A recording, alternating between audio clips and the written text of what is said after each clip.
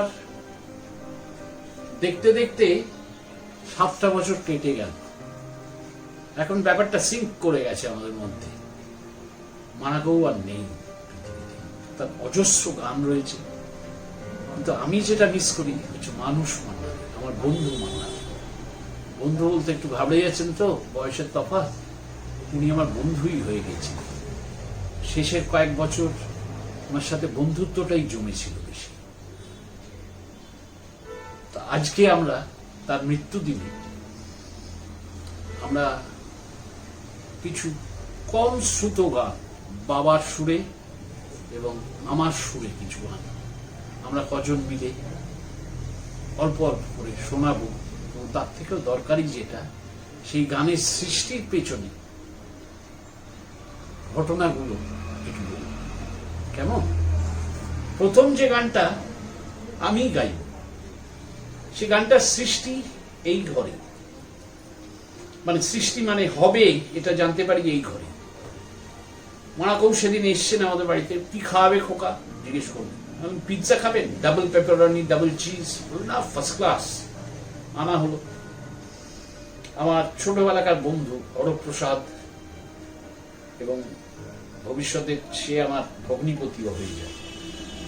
সে হঠাৎ কোথাও কিছু নেই আলটপকা একটা প্রশ্ন করে ফেলে যে আঙ্কেল, আপনি সব গানে চাঁদটাকে গ্লোরিফাই করে গিয়েছে। ও সে চাঁদের আশায় ভাইছি, চাঁদ দেখতে গিয়ে আমি তোমায় দিকে ফিরেছি, ও চাঁদ সামলে রাখো জোসনাকে। তো আমি একটা লিখেছি কাকু এরকম, ডিগ্লোরিফাইড চাঁদ। কিরকম লিখেছো শোনাও। শোনাতেই ওয়ান্ডারফুল লিরিক্স, খোকাকে দাও সুর করি। গান বানিয়ে ফেললাম। গানটা করার সার্থকতা কোথায় জানেন?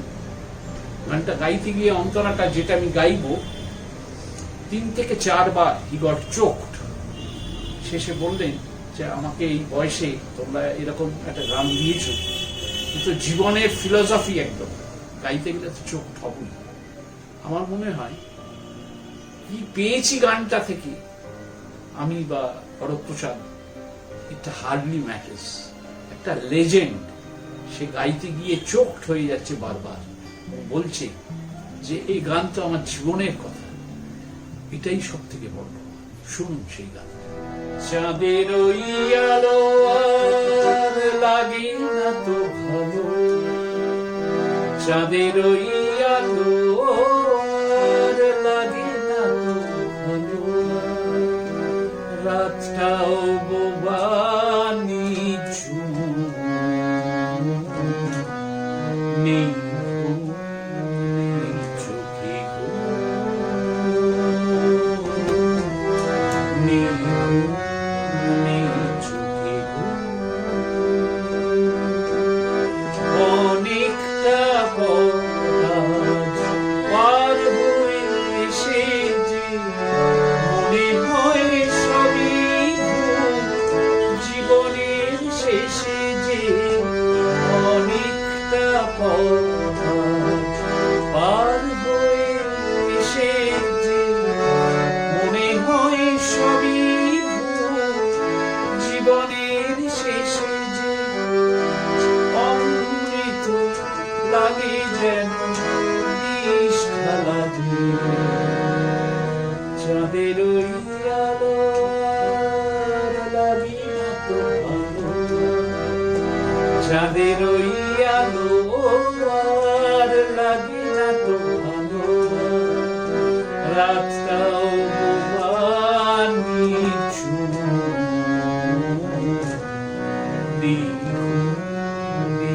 চোখে।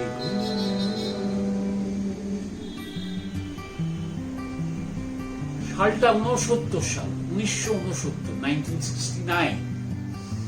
আমরা ফিরে এসেছি বম্বে থেকে। বাবা একটি ছবি করলেন, সাংঘাতিক হিট সমস্ত গান। তার মধ্যে কম শ্রুত যে গানটি, সে গানটি আজকে হবে। পরিচালক ছিলেন অগ্রদূত গোষ্ঠী। অগ্রদূত গোষ্ঠীর কর্ণধার বিভূতি লাহা। তিনি এলেন বাবার কাছে, এসে বললেন, নচিবাবু একটা ইংরেজি গান শুনছি, খুব ভালো লাগছে, সামার হলিডে, ক্লিফ রিচার্ডের গাওয়া। দেখুন না এটা থেকে একটু অ্যাডাপ্ট করে কিছু করতে পারবে। বাবা শুনলেন গানটি, গৌরিকাকে ডাকলেন, গান নিয়ে বসা হলো, সৃষ্টি হলো লাল নীল সবুজের মেলা বসেছে।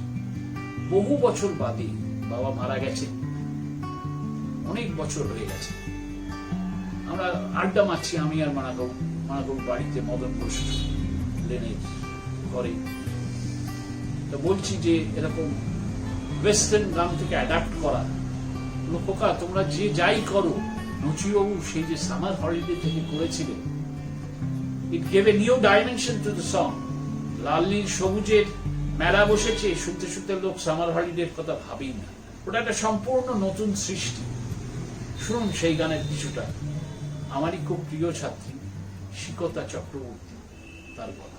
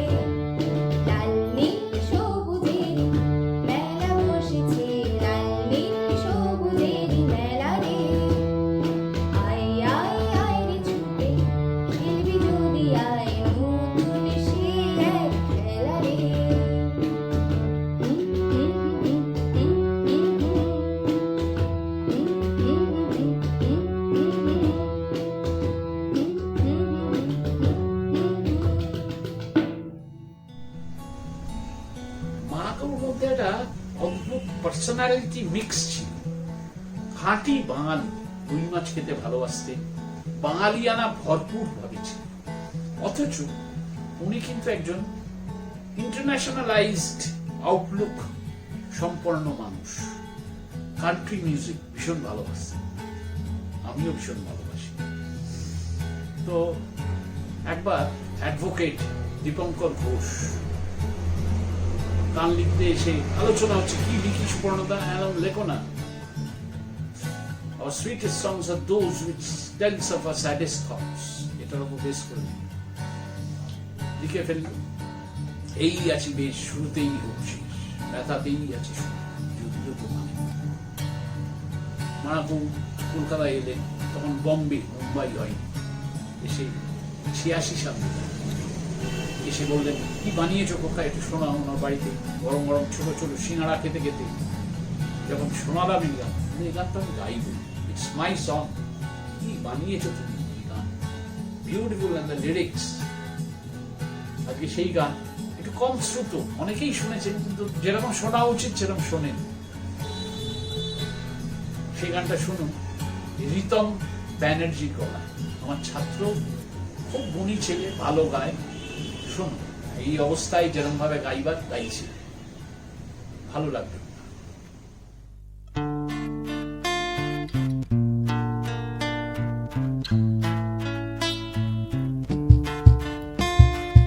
এই আছি বেশ, শুরুতে হোক শেষ, এই আছি বেশ, শুরুতে হোক শেষ, ব্যথাতেই আছে সুখ, যদিও তো ভাঙে বুকে,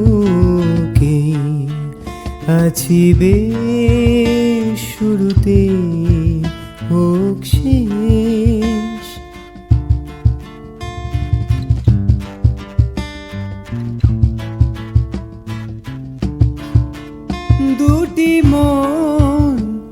কিছু গান, কিছু চাওয়া, কিছু দান, দুটি মন।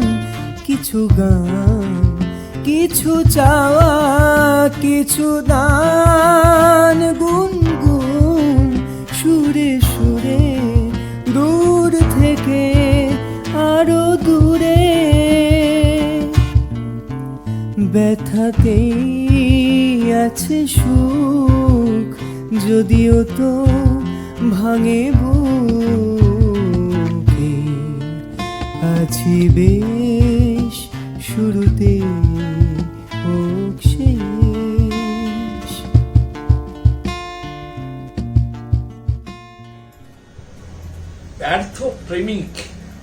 ব্যর্থ প্রেমিকের গান বোধহয় বাংলায় মান্নাদের চেয়ে ভালো কেউ নেই, কেউ গাইতে পারে ওই রকম অ্যাকসেপ্টেড। যা গেয়েছেন সমস্ত হিট, অথচ আমি একটাও করিনি একটা সময় অবধি। হঠাৎ এই কথাটা মাথায় এলো আমার, তো একটা গান বানিয়ে ফেললাম। পুলক বাবুর লেখা, পুলক কাকা লিখলেন বড় ভালো। প্রথম দুটো লাইন আমার সেই ভগ্নিপতিকে এই রাত্রির 2টোর সময় ঘুম থেকে ভেঙে সুরটা মাথায় এসেছিল, ওই লিখেছিল, সেটা কমপ্লিট করলেন আমার পুলক কাকা। কমপ্লিট করলেন, সেই গান হলো। মারাকৌ অ্যাজ ইউজুয়াল গেলাম ওনার বাড়িতে, আড্ডা মেরে সিঙ্গাড়া খেয়ে চা খেয়ে বললেন কি বানিয়েছ দেখি। এখন কেউ আপনি তো এই ব্যর্থ প্রেমিকের গান আমায় অনেক যত্ন করে আজীবন শুধু ভুল করে গেছি, হেন তেন এরকম অনেক গান গিয়েছে যেগুলো সুপার সুপার হিট, আমি একটাও বানাই। দেখি তুমি কি বানিয়েছো, তুমি তো এরকম ধরনের গান বানাও। তখন আমি গাইব, গিয়ে শোনালাম। আমি সারা রাত শুধু যে কেঁদেছি। তুমি এইটাকে নিয়ে এত মজা করছো, you know this is one of your best compositions. তা তো জানি না, বানাবার কথা বানিয়ে ফেলেছি। And when you sing this song, it's a wonderful composition. কি সুন্দর ক্লাসিক্যাল রাগের ছোঁয়া লাগিয়েছো, শিবরঞ্জন লাগিয়ে কোথায় চলে গেছো। তোমার তো এটি মজা লাগে গান শুনতে, যখন বানাও নতুন গান। তো সেই গানটা আজকে আপনারা একটু শুনুন। আমার খুব প্রিয় এক ছাত্রী অরুণিমা ভট্টাচার্যের গলায়।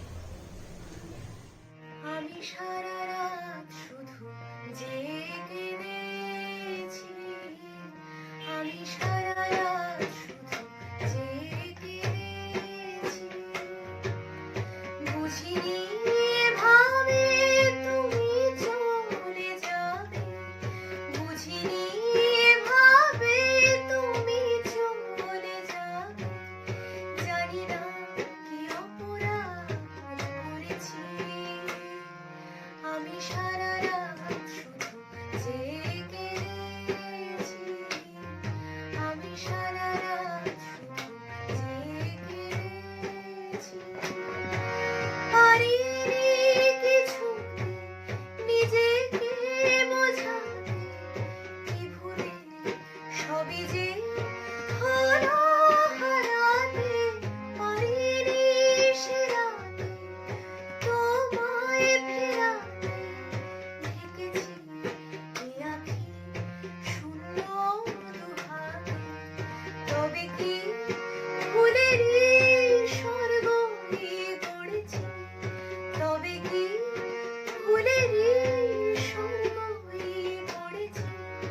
জানি না কি অপরাধ করেছি, আমি সারা রাত শুধু জেগে গেছি, আমি সারা রাত শুধু জেগে গেছি। বুঝিনি এভাবে তুমি চলে যাবে, বুঝিনি এভাবে তুমি চলে যাবে। জানি না কি অপরাধ করেছি, আমি সারা রাত শুধু জেগে গেছি, আমি সারা রাত শুধু জেগে গেছি। সে বছর পুজোর গান করছেন নচিকেতা ঘোষ, গাইছেন মান্না। বলে রাখা ভালো, বাবা সব মিলিয়ে 6টা গান করেছিলেন মান্নাদি পুজোর গান, নন ফিল্ম। 6খানি গানই সুপার সুপার হিট। তা সে বছর 4টে গানে লড়িয়ে দিয়েছেন বাবা, গৌরী কাকা এবং পুলক কাকাকে, কে কার থেকে ভালো লেখে। 4খানা মুখড়াই বাবার লেখা। পুলক কাকাকে দিলেন একজনই শুধু বন্ধু আমার, শত্রুও তুমি একজন, এইটুকু লিখেই দিয়ে দিলেন। পুলক কাকা বাকি কমপ্লিট করে দিলেন। অন্য গানটা ছিল মুকুটটা তো পড়ে আছে রাজাই শুধু নেই, সেটাও সাংঘাতিক লিখে ফেললেন পুলক বাবু।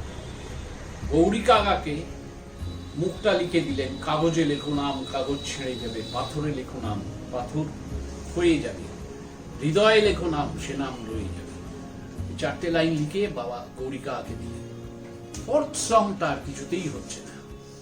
গৌরী কাকা এসছেন গান করতে, আমি বসে আছি বাজাবো বলে। এসে গৌরী কাকা প্রশ্ন করলেন, কি রে বল, একটা কিছু দে, ভাবনা চিন্তা দে। বললো কত রে, তোদের তো খালি সাপ্লাই করে যাচ্ছি। না না, একটা বল, একটা ফাটাফাটি কিছু। বললো এক কাজ কর, ওই শায়রিটার উপর লিখ। बारिश तो इतना ना बरस कि वो आ ना सके, पर आने पर इतना बरस कि वो जा ना सके। সঙ্গে সঙ্গে গৌরী কাকা ভার্সেটাইল গীতিকার, আমার সর্বকালের সর্বপ্রিয় গীতিকার গৌরী প্রসন্ন মজুমদার কি লিখলেন, ওগো বর্ষা তুমি ঝোড়ো না খুব অমন জোরে, কাছে সে আসবে বলো কেমন করে। এই গানটা যথেষ্ট হিট গান এবং সবাই শোনা। আজকে এই গানটি শুনুন আমার ছোট ভাই সন্দীপের গলায়। ও ঠিক আমার ছাত্র নয়, কিন্তু ও প্রচুর গান শিখেছে, গেয়েছে আমার সুরে। আর ওকে মেডিকেল কলেজে ডাক নাম ছিল মান্না, এত ভক্ত ছিল মান্না। আজকে ওর গলায় শুনুন, ও বর্ষা তুমি ঝোড়ো। বর্ষা তুমি ঝোড়ো না গো অমুন্দরে, বর্ষা তুমি ঝোড়ো না গো অমুন্দরে, কাছে সে আসবে তবে কেমন করে, ঝিম ঝিম ঝিম ঝিম ঝিম পেলে না ঝোড়ো, তখন ঝোড়ো থাকে যাতে সে যেতে চেয়েও যেতে নাহি পারে। ঝিম ঝিম ঝিম, বর্ষা তুমি ঝোড়ো না গো অমুন্দরে, যেন তার পায়ের নুপুর বাজরুম ঝুম, এত রাতে ভ্রমর কেন করবুম, দুঃখী ভ্রমর চুপ করো না, শেষে আর আমার ধারে। ঝিম ঝিম ঝিম ঝিম ঝিম, বর্ষা তুমি ঝোড়ো না গো অমুন্দরে, কাছে সে আসবে তবে কেমন করে, ঝিম ঝিম ঝিম ঝিম ঝিম ঝিম দেবে না হয় ঝোড়ো, তখন ঝোড়ো থামি যাতে সে যেতে চেয়েও যেতে নাহি পারে। এবারে যে গানটি আপনাদের শোনানো হবে একটুখানি, সেটি শোনাবার আগে একটা কথা বলি। মারা গৌর ভীষণ প্রিয় ছিল বাচ্চারা, বাচ্চাদের উনি ভীষণ ভালোবাসতেন এবং সে বাচ্চাদের একটু ইন্টারেস্টিং। তেমনই একদিন বাড়িতে এসছেন আমার ভাগ্নি মেঘা, তখন একদম গুটগুটি, আর তখন শুরু করেছি আমি ভাবতেও ভালো লাগে। বললেন, এই যে মেঘা, তুমি কি একটা গান গাও দেখিনি? হ্যাঁ দাদু আমি গাইব। তাকে কোলে নিয়ে পাশে বসিয়ে শুনছে, এই ঘরেই গানটি শুনলেন। শোনার পর ওমা মেঘা আবার কি হলো, আমি শুরু করার সময় ওরা একটা ইন্টারনেট মিউজিক করবো একটা ইংরেজি গানে, যেরকম আমি ইউজ করি ওয়াইজ ম্যান সে, সে গানটা গাইতাম যখন শুরু করছিলাম। মেঘা কি করলো, সে গানটাও গেয়ে দিল। মাখাও বললো, আরে বাহ, क्या रिदम सेंस है इसका, খোকা, you use this song as a interlude music. আমার মাথাতে তো ছিলই, আরো গেঁথে বসে গেল। আজকে মেঘাই গাইছে, আর now today she is a lady. বড় হয়ে গেছে, আমরা বুড়ো হয়ে গেছি। শুনুন মেঘার গলায় সেই গান, আমার অত্যন্ত প্রিয় একটি গান। আলো আমার পথহারণী আমি জয়ী হলে আনন্দ পাই ভালো লাগে ভাবতেও ভালো লাগে ভাবতেও ভালো লাগে ভাবতেও ভালো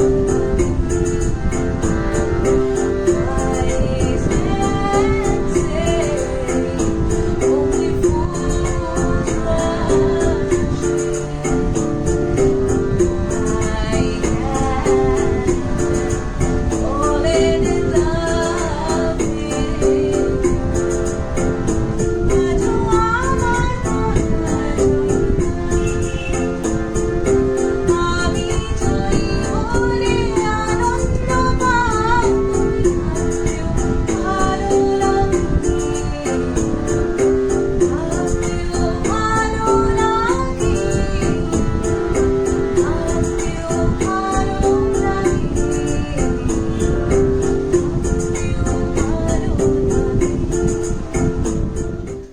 মারাকাউ চলে যাবার পর নানান লোক নানান জিনিস লিখেছেন, নানান লোক নানান কথা বলেছে। সত্যি মিথ্যে যাচাই করার দিন আজ নয়, এবং আমি সে লোক নই। যার যা ইচ্ছে সে তাই বলেছে। কেউ স্বার্থে বলেছে, কেউ যা মনে হয়েছে বলেছে, পাবলিসিটি পেয়েছে।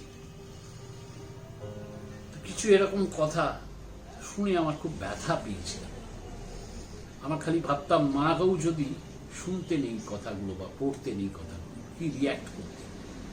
তখনই মনে হতো উনি দূরে দাঁড়িয়ে, আমি যেন দেখতে পাই উনি দূরে দাঁড়িয়ে মিটি মিটি হাসছেন, আর আমার বাবার সুর করা সেই হোটেল স্নুফক্সের একটি গানের থার্ড অন্তরাটা গাইছেন। শুনুন আপনারা সেই গান। এই গানই যেন জবাব দিচ্ছে সমস্ত লোকের সমস্ত প্রশ্নের। আমার মনে হয় আপনারাও উত্তর পাবেন। নমস্কার। আর কোনো প্রশ্ন নয়, শেষ প্রশ্নটা শেষ দিনই করো। আর কোনো প্রশ্ন নয়, শেষ প্রশ্নটা শেষ দিনই করো। প্রশ্ন ভরা চোখ দুটো আমার এই চোখে তুলে ধরো। শুধু একবার, শুধু শেষবার এই চোখ জবাব দেবে তার।